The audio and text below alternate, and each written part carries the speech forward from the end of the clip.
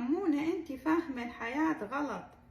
اهم شي بالدنيا مو الرجال، اهم شي شهادتك. كم من قال لك شهادتك مو مهمة؟ طبعا شهادتك مهمة، ما حد قال لك. وسامحتك شنو؟ ماجستير هندسة حاسبات واستاذة بالجامعة. عشان تردين تسوين عدة لك انتي، تردين تتخرجين، تردين تشتغلين، تردين تاخذين ماجستير، تردين تاخذين دكتوراه، ووراها هم راح تتزوجين، هم راح تدورينش على رجال وتقولين لا لا يابا وين هاي تمشي الامور.